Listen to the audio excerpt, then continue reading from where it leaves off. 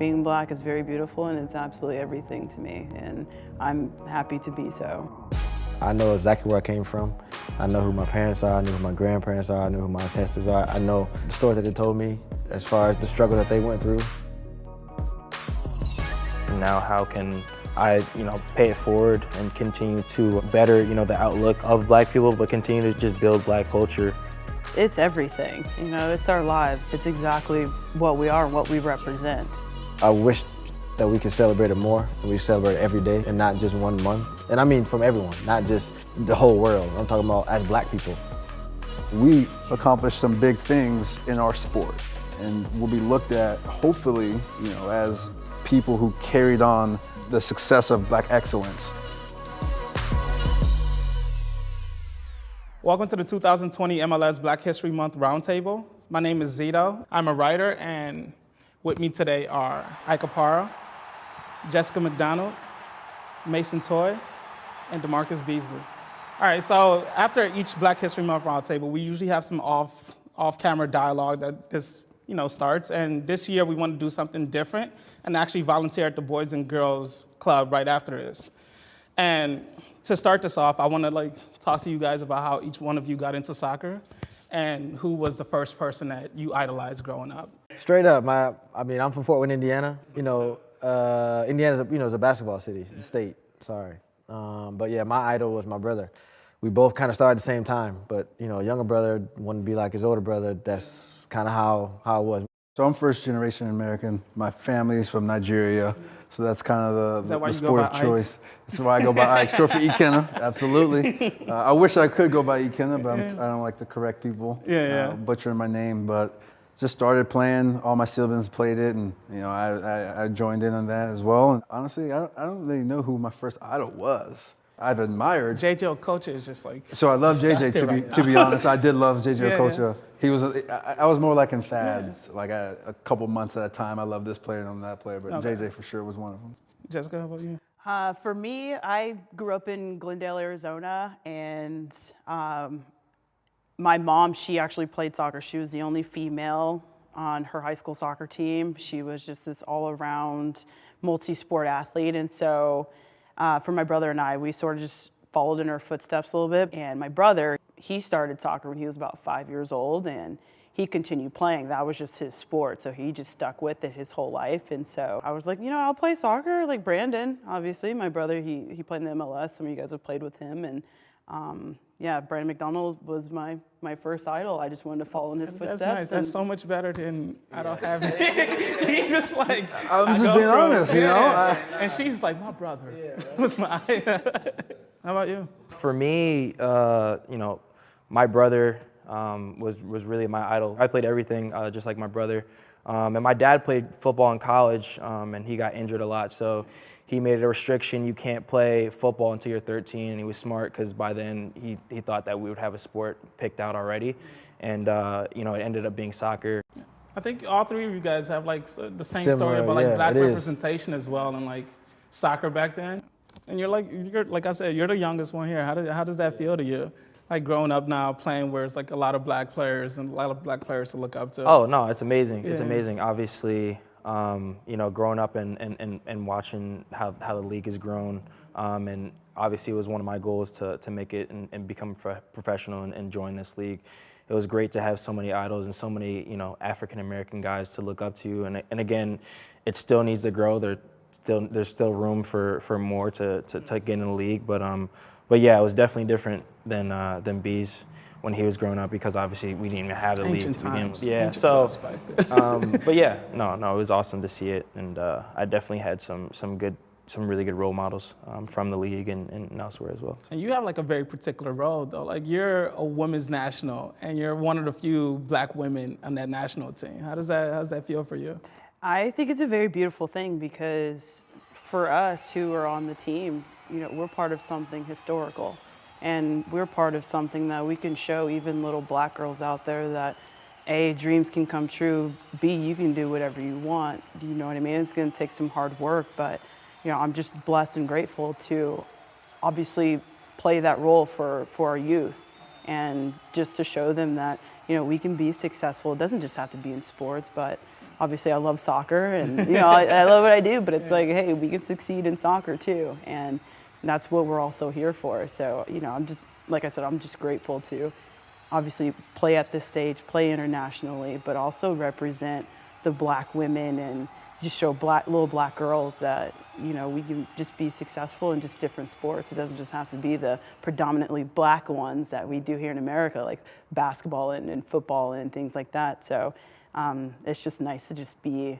a part of history. Yeah, and like you have a very particular story though. It's like full of like ups and downs and things like that, right? Like yes, absolutely. Could you talk a little bit about that? Yeah, I'm sure like we all go through adversity, obviously, and for me, my rookie year, I had a terrible injury. I fully ruptured my patellar tendon, and it was terrible. It was devastating, and science told me like, hey, you're done. And I thought my career was over with. And so over time, I recovered. It was a 2-year recovery, and I gave birth to my son, who's 7 years old now, and I'm the only mom on the team too, on my professional team and and on the USA team. So, you know, I'm just very proud of that. But I just think that me being able to push myself past what doctors told me, I think it's just an incredible thing, and it just shows the world pretty much. We all go through adversity. There are going to be times where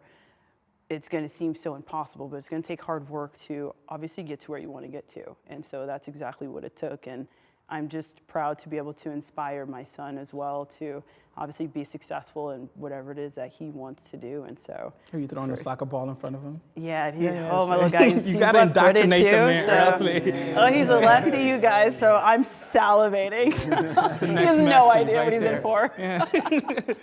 But you're like a first generation immigrant, right? Like how's was the acclimation period when you first came here? You know, I mean, born in North Carolina, so, you know, I didn't feel too much from, you know, being the first generation. You know, I think, you know, all I've known is, you know, America in a way, and so didn't get much pressure from that regards. But I do think that, you know, going through soccer, you know, you play on predominantly white teams growing up, so that has you at times, you know, questioning at times your blackness, or as you older, you look back in hindsight and you go, oh, maybe that time I wasn't as comfortable and trying to figure out why the whole thing was. And, you know, I look back and I wish there had been more, you know, African Americans, black people on my travel teams growing up. Still had a great experience, don't get me wrong, but, you know. Yeah, but it is a struggle though. Like it can be, absolutely is. You look around and it's just you. And Right. It's like, yeah, like even if you love your teammates, you're like, wish I had somebody else who looked like me on the team. Right, and you kind of got, you know, there might be another one or two, and then you always Just give them a head nod from yeah, across the team. and it's weird. It's like its own it's like its own unifying. I don't want to say cliquey or segregation and that, but it's like we acknowledge, you know, kind of at times the struggle that we face without ever having to acknowledge it. Yeah. How you guys doing? I'm DeMarcus Beasley. I'm from Fort Worth, Indiana. But I'm really glad y'all, you know, let me be here with y'all. I'm excited, and let's have some fun today. How many coaches have y'all had? I've only had one head coach, and then I have like 3 assistant coaches. You don't need recess anymore. It's all about learning now, sister. We see a lot of black representation coming up. Like you see more black players, but like we still have a coded racism issue where black players are usually valued for athletic attributes. Like worse than that, that's just what you get reduced to. Like, have you guys had any experience of that? It enrages me. I literally get furious. You don't like pace and power? I mean, I can tell, 'cause for me, I'm just saying, you usually get, you know, for black players, you know, it's big, strong, fast. Like they see and Josie he can run, he can jump, you know, but they don't see, okay, he's, you know, the way he reads the game, you know, how intelligent he is on the field, how if he's a defender, how is he one step ahead of the attacker? They're not talking about that. All thing they're talking about, oh well, he slid tackled someone and he was strong in that tackle. But what about what he did before that? Reading the game before that, his intelligence, his mind, his mentality. You know what of makes the game. me even more mad is when you read the play and you get there and they say it's only because your athleticism got you. Yeah, exactly. And so it's like you can't win no matter which side of this. And so Well, it's like they don't understand, like, speed is useless if you don't have the intelligence to go with it. There's a ton of, like, fast, powerful players, right? Like, it's athleticism. Like, you're in an athletic sport. People are strong, fast, whatever. But if you don't have the intelligence to go with it, you don't have the reading of the game or, like, the instincts, it means nothing. But when you're black, you're still just like, oh, he can jump really high or he can run really fast. And the thing that's kind of disheartening is that some people, you know, they don't know. You know, they just say it because they think, oh, well, I'm not a racist, so I'm just saying, you know, even though I say he's athletic and he can jump, I'm not being racist. Yeah, it's just part of the language. It's just part of the language, but microaggressions everywhere. There you go. It's not even, it's the level of like racism that most people don't acknowledge because they think the most racism then is like the most, like the visceral type, like you being called the N-word or something like that. It's like, no, even in our language, we have a coded way of like talking about black people or black athletes in general, of just reducing them to their body. But like, that's just a long history of that. And I think another way is that when we do hear it or we point it out, we say something. You know, because like I said, a lot of times, some people just don't know. You know, and I'm not calling every white person a racist. No, they're not. It's like it's not racism. It's not that I'm calling you racist, and I'm not trying to be antagonistic. Right. It's just being educated. You know, I think, and then I think as black people, I think if you do see it or hear it, I think we can even be better and educate them. You know what I'm saying? Because if you educate one, maybe that person might educate another. One that person might educate 2 more, 3 more, and then little by little, it can trickle down. It can, in that regard, get a little better. But so, like, how would you guys like to be viewed, like, individually as players and people, though, right? Because like you have all these coded languages, and even within that, you're fighting a greater fight of like elevating a black person above that. But also, you have the individual battle, right? Like the way that you're presenting yourself to the world and the way that you want to be seen as your own individual, like, and you like particularly took control of your story, like you like shied away from the limelight after a few years. You just got to figure out who you are, and who I am, and who I was even growing up when I was in the soccer world.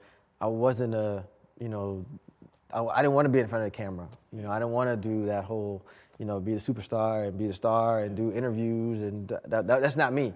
I mean, I could have been fake and been trying to be something that I'm not. But everyone has their path, and everyone has their own personality and how they want people to view them, and for me, that wasn't me, and I felt comfortable, and I think that worked for me. I let my feet do the talking. I didn't need to be in front of the camera. I just wanted to play, and people didn't like it. Some people did, but it didn't matter to me. I think for me, I'm very into the youth. Obviously, like being a mom and just setting just a very good example. Like I love to mentor kids, so I just want to continue to obviously make a change in that area. And that's sort of just my main concern with the job that I have, and just being able to have a voice and being able to do that, just help change the youth, because they're part of our future. And we need to just teach them right from wrong. But like for me, raising a little black boy here in America, I have to teach him other things, which makes me a little nervous sometimes, but I'm just here to obviously raise a good little human being, as a single parent. And so that's also what I want to do with other little ones as well. And so just try and help shape the world just in a very positive direction. That's just sort of, my goal here. You're pretty young, so like, have you had an experience with that of just trying to be you within like all the celebrity chaos of it? I'm no celebrity. Come on. Like you're here. I'm just. If getting you're at started. the Black History Month roundtable, you're a celebrity. That's just how it works. I'm just getting started. But similar to B's, my parents are really my family are really my biggest support, my support system, and people that kind of help guide me through this process of becoming a professional athlete. It's funny, like it's so crazy to think about. When I was like 12 or 13, like my mom used to do like practice interviews, and I think it was just for fun, but like it ended up like helping me. Like I feel like when I went to college and started getting interviewed, I feel like I was a little bit more prepared. And then for my dad, we text every day. He texts me every day. I call him after every training session I have, and we kind of go through, how I did and what I think I need to work on. So they've definitely kept me humble, kept me grounded, and they know that I have to hold myself to a higher standard. That's something that they've always told me is, as a black athlete, especially in the MLS, there's not that many, so you have to kind of hold yourself to a higher standard when you're in front of cameras, how you deal with the youth, after games, staying and signing every autograph, and just being like a real, genuine person, and not some star just because I've gotten to the professional ranks. My grandmother's been my most consistent support system. Like, still to this day, she calls me every game day. Same speech since I was like 12 years old. She says the same thing every time. What's the speech? Come on, give us the speech. Daughter, you're amazing. You're there for a reason. You can do all things through Christ who strengthens you. You give it your all, and you be grateful, and I love you. Every time. My grandmother had to teach me how to carry myself because she grew up in Alabama. She witnessed lynching. She witnessed a lot, Georgia, boy. Virginia, Alabama. Yeah, she witnessed a lot. Yeah, and so obviously she taught us right off the bat when we were younger, because like we didn't understand really the true difference between black and white as kids. You know, like we're playing soccer. We know we're the only black kids, but like, why do we have to get this speech all the time, you know? And I've been called the N-word on the field in games, you know, as a young girl, and I'm just sitting there like, why would you call me that? Like, I'm just sitting here playing the game just like you. Like, why does it have to take, like, why do you have to take it that far? And so it obviously it angers us still to this day. And, you know, I'm just infuriated because it does still exist. And I don't know what kind of response that we need, but somehow we need to come together to obviously make this change, because it's very unnecessary to throw so much hatred still, especially people who ain't never done anything to you. It's like, why do I have to be all that? It's like I ain't never done nothing to you. bizarre when you experience it. You're just like, what is like, I don't even know you. Like, Yeah, what I is don't know all you. of this coming from? Like, why, you know? So I don't know what the response is, or obviously we have to carry ourselves in a very positive manner, but like, we have to continue to do something, and obviously our voices are a huge part of that. You have a young son. Like, I know you talked about like just raising a young black boy in America, right? Like that has to be stressful sometimes. Yeah, it's nerve-wracking because, you know, it's sad that we even have to have this talk with our kids. Like, why do I need to have this talk with my son? And then he's probably not going to understand either. Like, why are you having this talk with me? What's the point? And so we're still here. It's 2020, and you know, it's really sad, and these are the types of things that we shouldn't have to think about, because at the end of the day, we're still human beings. And so for these things to still exist, it's gonna be a very difficult talk to have with him, and I'm gonna have to find, you know, the correct words to say to him, because it's gonna shape him into the man that, you know, he's gonna become. And I'm gonna have to be that difference maker for him. You wanna tap it? Give a little tap tap, say mic check. Mic check.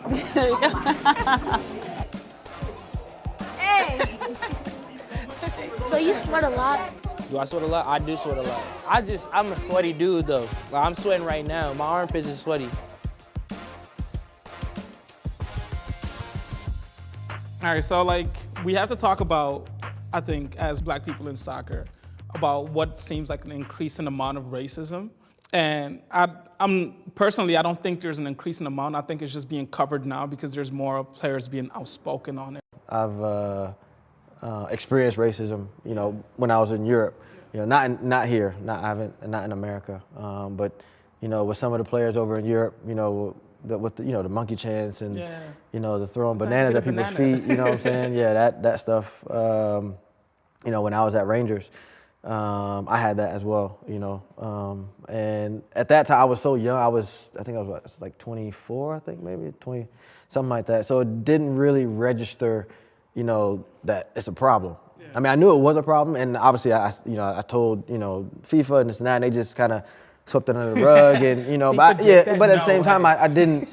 When I was young, you know, you just want to play. You don't really think about the things. And you don't want to cause a disturbance. And you don't want to cause a disturbance, because your main job is, you know, is to play football, soccer, you know, and that's what you have to do. But now that, like, I mean, you know, Ike was talking about, when you get older, you kind of, you know, it's like, oh man, that was kind of a thing I should have maybe stepped up and kind of. Yeah, exactly. I missed the opportunity to kind of step up and say something that's not right. This is wrong. How can we stop this? Let's do something different. You know what I'm saying? And it kills me that it's still going on to this day in America and in Europe, just as far as for black players. I think for me, I love that, you know, it's being covered, sure, and that, you know, black athletes aren't taking it anymore. I think the frustration is the response to what's happening. Yeah. You know, sometimes, like DeMarcus said, pushed under the rug. That's when he was at Rangers, and that was in 03. Oh man, like 06. 06? No, come on, give him like 3 more years. 03? He tried to set you back. They're still getting pushed under the rug, and 15 years, 14 years later. And so, there aren't very many solutions that are being thrown out there or being implemented, and that's the frustrating part. I think it's great that people aren't standing for it anymore. They're reacting, retaliating, whatever it be, calling it out, but it's the response that is still, light years behind. I got a question. You hear all these things of, what can you do? What would you do? What do you think is the first action we should do to try to get racism out of football? Even before we even get there, right? There are coaches, they'll say, "Oh, I didn't hear it," "Oh, it didn't happen." People in the stadium will say it didn't happen. Yeah, and that's the first problem. And I'm like, okay, well, we need to get these people. Like, how do you even get these people to acknowledge what's actually happened? Because if they're not acknowledging it, then it's so complex. I don't know what the right answer would end up being with the stadium bans and all the things that you kind of hear, and the fines and deduction of points, because it can get tricky, I'm sure. But I think for me, the first part being, players educating, because sometimes you see with Balotelli, you see the other teams trying to keep him on the field like, no, it's okay. Don't. When the other team walks off of Balotelli, no matter what your ethnicity is, then we've got a great start. I don't think there is an easy answer, but I know from a player's perspective, if you can't even feel safe amongst the 22 players out in the field, we're already at a problem. You both have kids, and you're like a very younger person yourself. Did you in particular get that talk about racism growing up, of like how to? Yeah, no, 100%. I mean, my dad grew up in Virginia, and he would tell me stories about having to, evade, KKK rallies and stuff like that, and seeing. Yeah, people don't realize how recent those things are. Yeah, my dad's from Savannah. Yeah, it's back in a big way. Exactly. My dad's from Georgia, from Savannah. Yeah, it's like Georgia and Virginia. But yeah, I mean, there was so many different things. I mean, what to do when you get pulled over by a police officer. Like, we went through that a lot, like, before I even could get my permit to drive, and just all those different things. Yeah, I had to get educated a lot, and I was always I was like, why do we have to talk about all this stuff? We never really talk, like with my friends, we never really talk about it. And then as I got older, I would talk to the few black friends that I had on my soccer teams, and I was like, yo, like, do you guys talk about this? And he was like, yep, my parents talk about it too. So yeah, but there was a lot of education for me in terms of how to carry myself and how to deal with different situations when you come across racism, because they're like, look, you can't react because they're just gonna be like, oh, it's the same old black kid, that's how they react, they always retaliate. And one thing that I think about sometimes is that black players, that they everyone's different. Everyone's different when they're on the field. Some people walk off, some people keep playing and they say something after. But it's gonna be one time that a black player is gonna go into the stands, hey, Eric Cantona, knock somebody out. But then, but then it's gonna be, oh, the black player. Look what he did. He was aggressive. That one time. Right. That one time. It hasn't happened, but it pisses me off a little bit. You know what I'm saying? Because I know it's gonna happen if they don't. If we don't do something to, kick racism out of football. But it's like, even with racism in football, it is still just like a bigger reflection of our society, right? Like, the fact that it exists there is just. Oh yeah, I'm not even talking about just football. I'm just saying, yeah. I think with all of you guys, like, you're able to speak up more now than like most black soccer players used to be able to. Because I know you had, when you were coming up, the contracts and like the money you were getting wasn't anything. Like, did you feel like you couldn't really say too much because like you weren't getting anything and your position on those teams weren't as solid as it is now? Absolutely, yeah, and it took a while to obviously get here. I mean, you were at probably the beginning of the MLS or close to it, and we had to start somewhere and started from the bottom of the barrel. And so, but being in this position now, being part of something historical and being able to have a voice, it's like, okay, I went through the hardships already. Now it's time to put my big girl pants on and really put my foot down on these things. So I just want to help change our future. And how are we going to do that? I don't know, but just being able to speak up and speak out is obviously the first and foremost thing that's important. What's your favorite subject in school? My favorite subject would have to be reading. Reading? Oh, that makes me so happy. I love reading. Got it. Got it. I don't care, I'm playing football. Y'all ready? Are y'all ready? Yeah, let's go. Uh-oh, got it.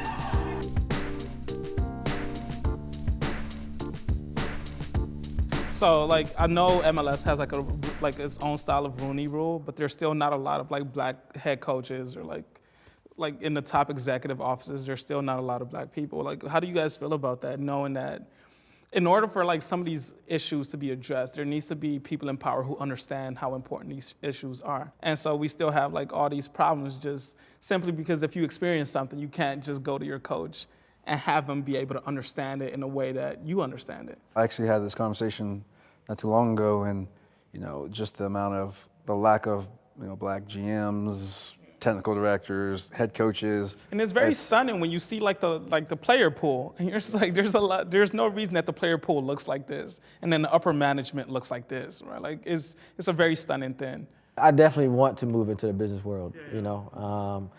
All the things that I've been doing since I retired in October, different meetings, sitting in boardrooms, and the funny thing is, there's not one black person. Yeah. I'm the only black person in those rooms. Making change. Yeah, I mean, that's what I want to do. There can be something that can, kind of still ignite that fire that you have inside you and find something that you're passionate about. And for me, it's, being sporting director. I have ambitions to be, owner at some point. Hey, look, if you want to say it, say it here. This is the avenue to say it. But that's what I want to do. I want to push through those doors. I'm in those meetings. I'm listening to, what they're saying and what they're trying to do and how I can, find my way. But have a voice, have some power. In an ideal role, if staying in soccer is what it's going to be, I would like to be in the front office role and not necessarily a coaching role. And DeMarcus kind of hit a reminder of he's the only one in that room. And it's also, why are you the only one in that room? Is it because what you've accomplished? Is that the only reason why you got your foot in the door? Why can't, just a black athlete or back on those guys, 5 years, 6 years, get in that office? So it's almost like you've almost got to prove yourself on so many levels just to even walk through that door before, and as opposed to, other people, get chances without even half a resume of what probably DeMarcus has. Do you feel comfort just knowing like the demographic that you're growing up in, having all these like strong black voices speaking up about issues? Does it give you a comfort to be able to speak up as well? Yeah, I mean, again, I'm still trying to find my way and kind of find my voice and my little niche, as a professional soccer player and within this league. But especially just on my team alone, having a guy like Ike, who's been in the league for so long and who's seen a lot of things and has so much knowledge, just being able to talk to him about different things and being able to have somebody to go to when I have questions about things when it involves race or if it's just talking about money or taxes or saving money or whatever it is. But yeah, it's really great to have so many strong black male athlete influences within the MLS now. Since it is Black History Month, it's like, even though it's February, which is so anti-black, what does Black History Month mean for you guys as just like black athletes, but also as people? I mean, for me, it means everything. It's who you are. Yeah.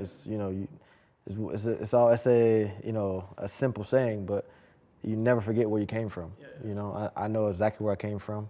I know who my parents are. I know who my grandparents are. I know who my ancestors are. I know, the stories that they told me as far as the struggle that they went through, when they were growing up. I wish that we could celebrate it more, and we celebrate it every day, and not just 1 month. And I mean from everyone, not just the whole world. I'm talking about as black people, not just come together in February. What about you, Mason? I think it's a time of, remembering, what people went through to get us, to where we are now.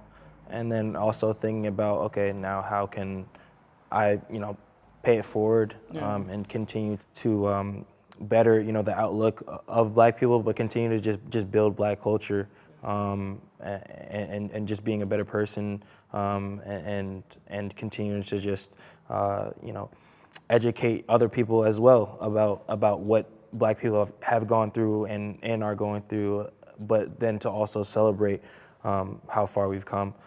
What about you, Jessica? Yeah, it's everything. You know, it's our lives. It's exactly what we are and what we represent. And so, like he said, what our people kind of struggled back in the day, you know, how can we pay it forward and, you know, represent the whole entire Black culture in a very positive manner, and what can we do to help change the future? You know, that's kind of what we're here for, and it's a beautiful thing. I think being Black is very beautiful, and it's absolutely everything to me, and I'm happy to be so. I'm gonna make this a broken record. It is everything to me as well. And as I've gotten older, I've People really don't realize how cool being Black is. It Like, really it's the coolest is. shit. Yeah, It's the coolest man. shit. Sometimes I'm just like, damn, look at me, dope. You know, Black is everywhere. influences in so many aspects. And I think as I've gotten older and understood all of these things, it's made me, you know, it's provided me just liberating feelings so many times, and you know, paying it forward. And we said all these great things, which is what I deal and I value as well. But I think part of it now is like, you know, we accomplished some big things in our sport, and we'll be looked at, hopefully, you know, as people who carried on, you know, the success of Black excellence in our own genre. And so I think that's pretty cool. This is like Black excellence. It's pretty cool. It's pretty exactly.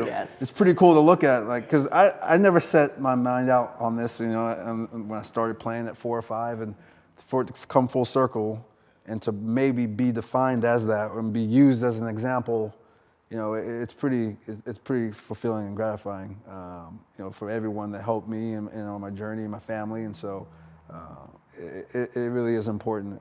I feel proud, you know, because now you got social media, you got people, a lot of different people that can, you know, kind of get in touch with you, you know, and I read most of the things that people send, and, you know, you get you know, sometimes you get, you know, the messages from black kids, and, you know, they say, hey, man, I look up to you, or some of them, they're like 45 years old. I'm like, man, you really got me into the sport, you know, when I was 20. Like, imagine, like, you know? not a lot of Black people were watching American soccer, and then they just see you out there, and it's like, damn, look at him. Yeah, you know, so I mean that part, you know, it's you know, I feel a sense of pride, you know, of with being Black, and that part will never change. Like, being Black is some cool shit. It really is. It's really cool, man. Scoop! Scoop, did he scoop? He still got it, people, out of retirement. Oh! We going this way. We going. Push it. Push it.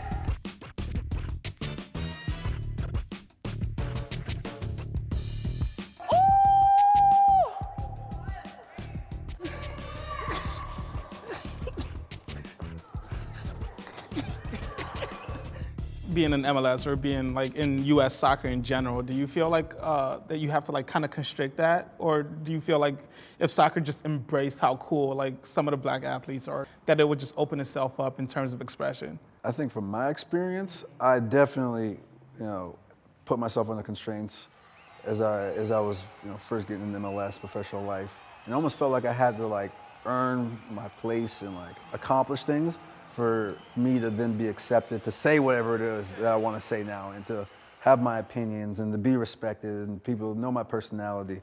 I think if I had done that right off the bat, you know, it'd be difficult. Yeah, I think the narrative on who I am would have been completely different, despite me trying to control it or not. So, you know, I think that in that regards, you know, it could be deemed unfair, but I think a lot of athletes feel that no matter what, you know, ethnicity is, that you need to accomplish something before you start talking. But I think as soon as I started to feel some sense of accomplishment, you know, I was like, you know, I'm gonna let the world see who I am, you know, all 100% Black of me, you know? So. Absolutely, yeah, same boat, literally, because when you're young, you try and figure out who you are, and then, you know, it just comes with a little bit more just being Black. And so for me, growing up playing this predominantly white sport in America, here I am trying to like blend in with my teammates, knowing I'm the only Black girl on the team, always straightening my hair. you know, and just trying to like just carry myself the way that they're carrying themselves. And then I finally found my own character. Now I've got dreadlocks, now I've got tattoos, I've got piercings, now I'm my own character. We're allowed to do that now. And so it's just a beautiful thing to be able to do so. And then, you know, Mom saying that she's very proud that I'm out there just because I have dreadlocks, just because I have locks, you know, and so that's just a beautiful and important thing for me because, you know, I see little girls too with dreadlocks looking up to me and, you know, things like that, or people with tattoos because I'm in the public eye and I've got tattoos, and that can also be a big deal. But obviously just being Black, carrying myself, but also being my own character, having this free spirit, you know, it's just a very beautiful thing, and I'm grateful that I'm able to do so now because as a Black woman, we didn't have this privilege, you know, just however many years ago. Like my mother didn't, and that was only in the 70s. For me, I'm a little different than Ike. I've off the bat kind of shown my Blackness, and in a way, like when I score goals, I celebrate. I have my own dance, like in college even. See, I would ask you to do the dance. Yeah, no, I'm not gonna do it. I'm not gonna do it. But yeah, things like that. You know, I was like the only Black guy on my college team, and I don't know. I just felt like I had to kind of show who I was and show the real Mason to everybody. You know, every time I would score. So I was Millie rocking every single time I would score. I think that's cool though. Yeah. Because a kid from the hood is gonna see that, and they say, "Oh man, that's a Black kid. He can do that when he scores a goal." Exactly. So you might not know, but you paving the way already for kids. Yeah, like we're talking about like idols you know here. What I'm saying? And, like what you're doing. What you're doing. Yeah, be you, man. Be you. What you do. Kids are gonna see that. You know, when they turn on TV and they maybe see a soccer game or see something on Sports Center, and they see a Black kid doing that, you know, when they score a goal, and it's like, oh man, I can do that. Soccer's kind of cool, you know. So you might not know, but you are literally paving the way for the kids younger than you. I'm just trying to have fun out here. When you score against these kids in the Boys and Girls Club, you got a Millie rock. That's all I want to say. I'm not gonna do it. Thank you so much. Thank all of you guys so much for joining our Black History Month Roundtable this year. Like this was a really exciting time, and I really enjoyed it. Thanks for having us. Appreciate it. Thank you. 1, 2, 3.